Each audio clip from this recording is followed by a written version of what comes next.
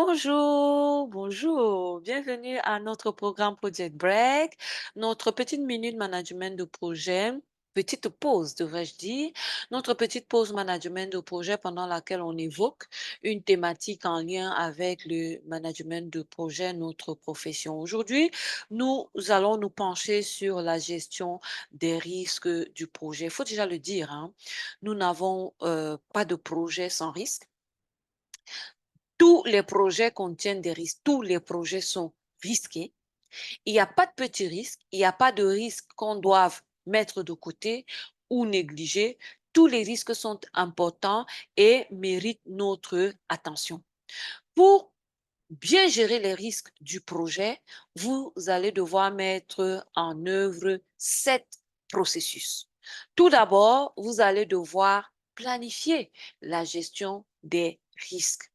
Ce processus a pour but de nous générer un plan de gestion des risques. Ce plan qui va nous indiquer comment nous comptons gérer les risques pendant notre projet. Nous aurons donc besoin dans ce processus de la charte du projet, du plan du projet, des documents du projet, de certains facteurs environnementaux et de certains actifs organisationnels.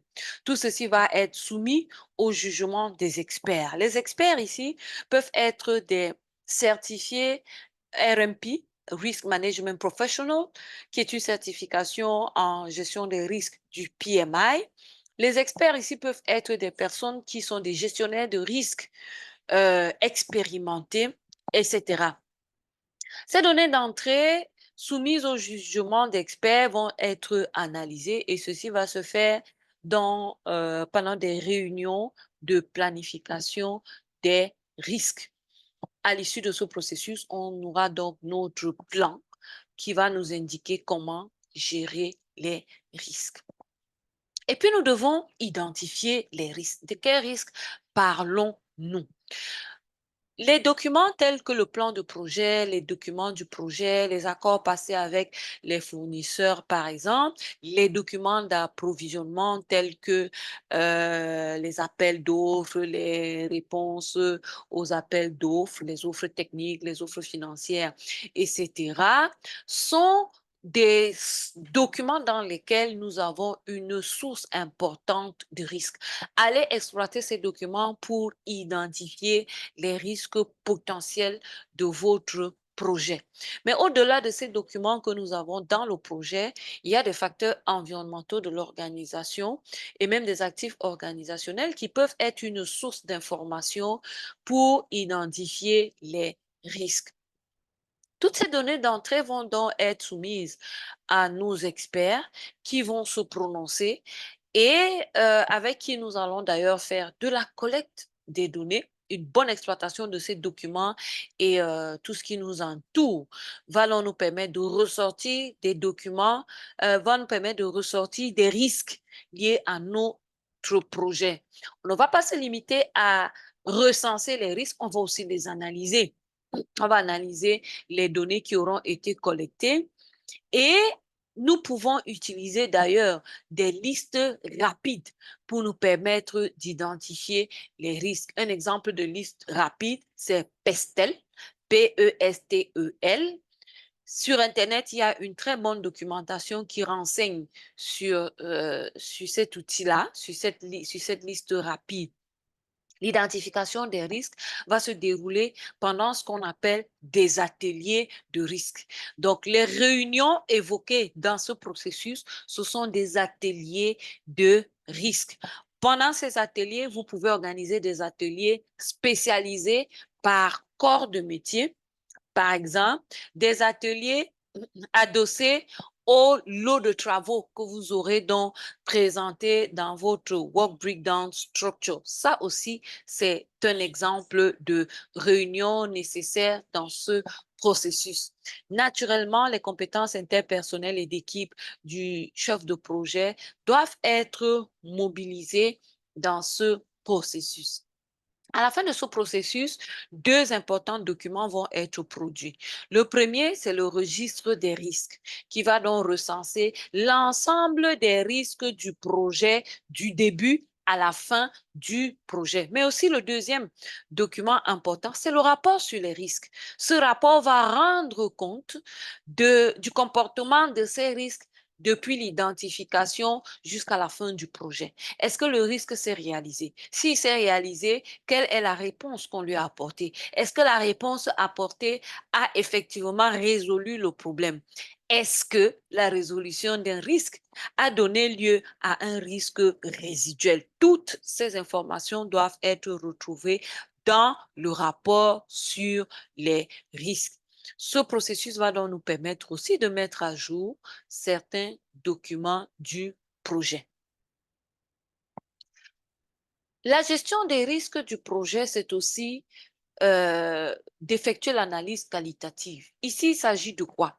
Il s'agit de travailler sur les risques individuels du projet et de les catégoriser. Nous allons donc les identifier selon des critères que nous aurons choisis avec notre équipe de management de projet, qui peuvent être quoi?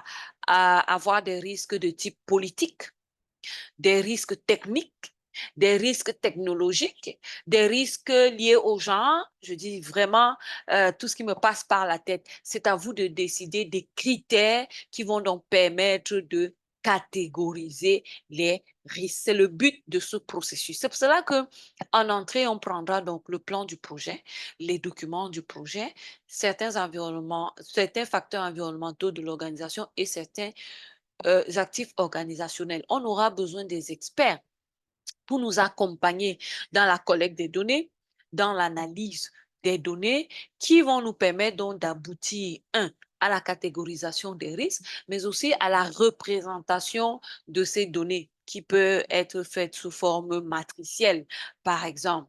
Bien entendu, cette analyse qualitative va se passer pendant des réunions et on aura encore une fois besoin des compétences interpersonnelles et d'équipe du chef de projet, mais aussi des membres de l'équipe du projet. À la fin de ce processus, on va devoir très probablement mettre à jour certains documents du projet.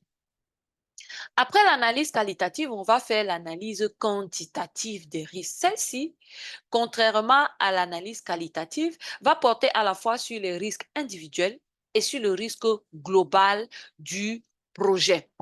Ici, nous aurons besoin du plan du projet, des documents du projet, des facteurs environnementaux et des actifs organisationnels. On a donc besoin des mêmes données d'entrée que l'analyse qualitative. Ces données vont être soumises à nos experts, à leur jugement, avec qui nous ferons donc de la collecte des données, mais aussi l'analyse de ces données collectées. Les experts pourront nous faire des représentations de l'incertitude après exploitation de ces risques individuels et du risque global. Les compétences interpersonnelles et d'équipe ici sont encore une fois mobilisées et très importantes. À la fin de ce processus, on va mettre à jour les documents du projet. Remarquez-le très bien, les processus planifier la gestion des risques, effectuer l'analyse qualitative des risques, effectuer l'analyse quantitative des risques sont des processus qui nous produisent une donnée de sortie unique chacun. Le cinquième processus, c'est planifier la réponse aux risques. Il est question ici de répondre à la question de OK, vous avez identifié les risques, vous les avez catégorisés. Si jamais un de ces risques venait à se réaliser, que ferons-nous? C'est pour ça que nous devons donc planifier les réponses à apporter à ces risques. On va donc prendre le plan du projet, les documents du projet, quelques facteurs environnementaux et actifs organisationnels que nous allons soumettre aux experts, avec qui nous allons faire déjà la collecte des données et l'analyse de ces données. Une fois qu'on a collecté et analysé les données, il y a effectivement des décisions importantes qui vont être prises. Ces décisions sont des éléments clés des stratégies de réponse que nous allons mettre en place pour répondre aux risques si jamais ces risques venaient à se réaliser. Une fois encore, les compétences interpersonnelles et d'équipe du manager de projet sont sollicitées ici. Ce processus va donc nous permettre de générer des demandes de changement, de mettre à jour le plan du projet, de mettre à jour les documents du projet. Et puis, nous allons devoir exécuter les réponses aux risques. Ce processus est un processus très important parce que du premier au cinquième processus, ce que nous avons fait, c'est de lire dans le futur. C'est de lire dans la boule de cristal. C'est de travailler avec des si. Nous étions là dans des cas d'hypothèse. Nous étions dans une optique d'anticiper, de préparer le terrain, etc. Nous lisions un peu l'avenir. Mais lorsque ce que nous avons donc soupçonné, lorsque ce que nous avons prédit se réalise, qu'est-ce qu'on fait? C'est un risque.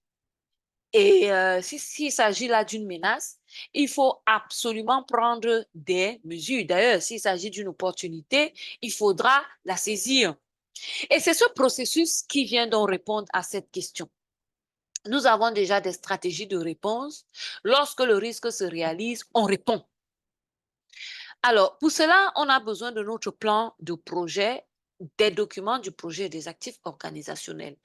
Parce que c'est à l'intérieur que se trouvent ces réponses que nous devons appliquer dans ces données d'entrée. On aura donc besoin des experts, de notre système d'information de management de projet et de nos compétences interpersonnelles. Parce qu'une fois que le risque se réalise, il faut aller interroger notre logiciel pour savoir quelle réponse on avait prévu appliquer. Ou alors, quelle réponse doit être appliquée? Parce que quand on parle des actifs organisationnels, c'est qu'il y a quand même dans la maison des recommandations peut-être qui sont faites, des exigences, des notes de service qui nous disent en cas de telle situation, voilà comment il faut réagir. Ce serait donc un élément de la stratégie de réponse. À la fin de ce processus, lorsqu'on a donc exécuté la réponse appropriée à un risque, il peut naître des demandes de changement. Si après avoir répondu à un risque, ça donne lieu à un nouveau risque, en dehors des risques qui avaient déjà été identifiés, il faudra bien entendu remplir une demande de changement pour se pencher sur ce risque-là et élaborer la stratégie de réponse adéquate. À la fin de ce processus également, on mettra à jour certains documents du projet tels que le registre des risques ou bien le rapport sur les risques. Le dernier processus de la gestion des risques, c'est maîtriser les risques. C'est bien beau de les identifier d'avance, d'élaborer des stratégies pour y répondre et même de répondre lorsque ça se réalise. Mais il faut toujours garder à l'esprit que nous devons avoir la maîtrise. Rien ne doit nous échapper. Il ne faut pas que nous soyons débordés. Il ne faudrait pas que nous ne soyons pas en capacité d'apporter les éléments qu'il faut. Même si en venant résoudre un risque, ça donne naissance à un nouveau risque, nous devons maîtriser tout ça. Les éléments qui vont donc nous permettre de maîtriser les risques, c'est déjà le plan du projet, ce sont les documents du projet, ce sont les données de performance d'exécution et même les rapports sur la performance d'exécution. Tout ceci va être analysé, au besoin même audité. Et on va faire beaucoup de réunions pour s'assurer que les risques sont maîtrisés, qu'il n'y a pas de débordement, qu'il n'y aura pas de surprise désagréable. À la fin du processus maîtriser les risques, on va avoir des informations sur la performance d'exécution, on aura des demandes de changement et on pourra mettre à jour notre plan du projet, nos actifs organisationnels et même certains documents du projet. Alors, vous avez là la vue générale de ce que vous devez faire pour gérer les risques de votre projet. Regardez parmi les données de sortie, nous avons quelques livrables qui sont aussi des outils de travail pour l'équipe de projet, qui sont aussi des documents qui vont informer le client de ce que les risques surviennent dans notre projet, mais nous avons le contrôle. Bien, nous sommes donc arrivés au terme de cette édition de Project Break. Nous vous remercions pour votre attention. Et nous vous donnons donc rendez-vous dans nos différentes sessions de formation si vous êtes intéressé par le PMP, le CAPM, des formations en management de programme, des formations en création et gestion de bureaux de projet. N'hésitez pas à nous joindre. Nous faisons aussi des études avant-projet, nous faisons de la maîtrise d'œuvre et de la maîtrise d'ouvrage pour des entreprises et des particuliers. Si vous avez un besoin dans ce sens, contactez-nous et nous serons plus que ravis de vous accompagner. Sur ce, je vous souhaite une très bonne journée et rendez-vous dans nos prochaines éditions de Project Break ou dans nos différents programmes. Bye bye et bonne journée à vous.